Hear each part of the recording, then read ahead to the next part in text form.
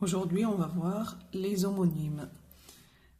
On va commencer par le premier exercice et après on va voir la définition des homonymes. C'est quoi les homonymes? Premier exercice, souligne les homonymes dans chaque phrase. Les campeurs tentent de planter les piquets et de leur tente dans le sol. Donc, dans cette phrase, il y a deux mots qui se prononcent de la même manière, mais ces deux mots ne s'écrivent pas de la même manière. Ils s'écrivent différemment. Donc, ces deux mots sont tente, le verbe tenter, ça veut dire essayer, et tente. Donc, ce sont deux mots qui s'écrivent différemment, mais qui se prononcent de la même manière. Tente, le verbe tenter, et tente, le nom. Deuxième phrase. Sans l'intervention d'un médecin, le blessé aurait perdu beaucoup de sang. Aussi, dans cette phrase, on a deux homonymes. Donc, sans et sans. Donc, ce sont deux mots qui ne s'écrivent pas de la même manière, mais qui se prononcent de la même manière. Sans, sans. Quand les joueurs anglais défendent leur camp, les adversaires ne peuvent marquer. Donc, quand et quand. Perché sur un mur, Yanis cueille les fruits mûrs de l'abricotier. Mûr et mûr. Donc là, on a le nom mûr. Et là, mûr, c'est l'adjectif et ça s'écrit avec un accent circonflexe. Si Alex veut couper cette planche, il doit prendre une scie électrique. Si. Donc, quelle est la remarque qu'on peut faire? Donc, les homonymes, donc, homonymes, ce sont des mots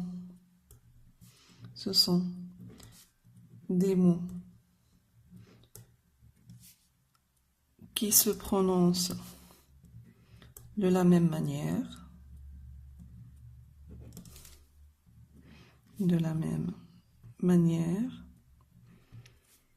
mais qui s'écrivent différemment.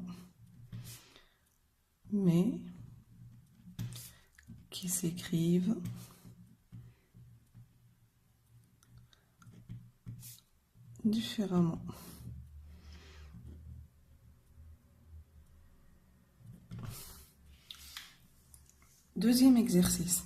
Complète ces phrases avec le mot entre parenthèses qui convient. Tu peux utiliser un dictionnaire. Donc le dictionnaire est très important pour faire les exercices des homonymes. Donc, pour chercher la définition d'un mot, donc on peut aller voir le dictionnaire.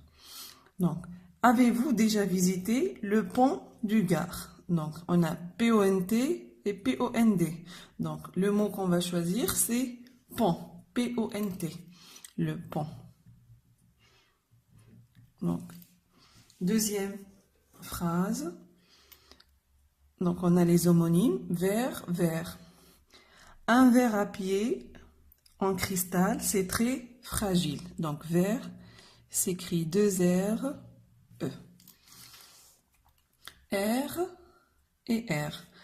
L'air de cette chanson me trotte dans la tête. L'air, A-I-R. Au Texas, les puits de pétrole sont nombreux. Donc, puits s'écrit avec TS. Quand on a 7 ans, on a l'âge de raison. Donc, 7, S-E-P-T, et 7, C-E-T-E. Donc, là, on écrit 7-E, S-E-P-T. Exercice 3.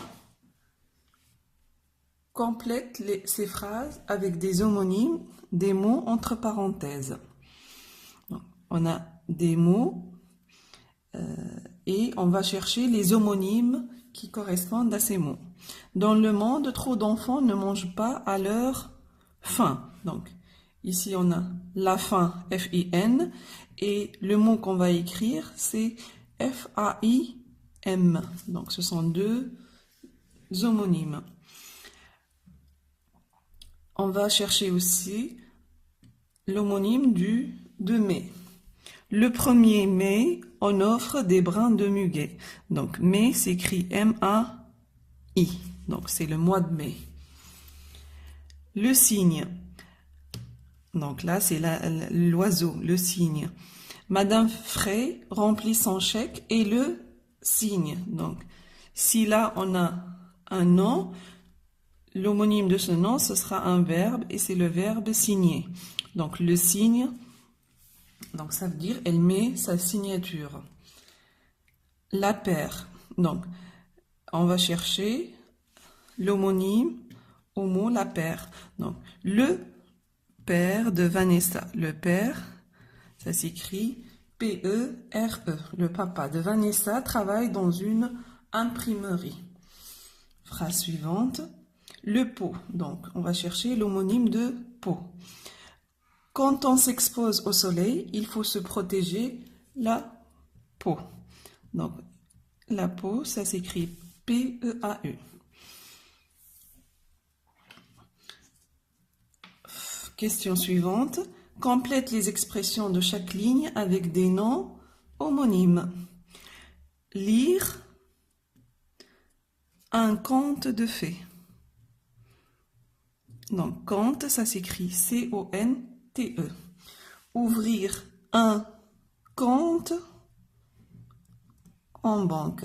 Et ça s'écrit avec C-O-M-P-T-E. Marquer de nombreux points. Les points. Serrer les points.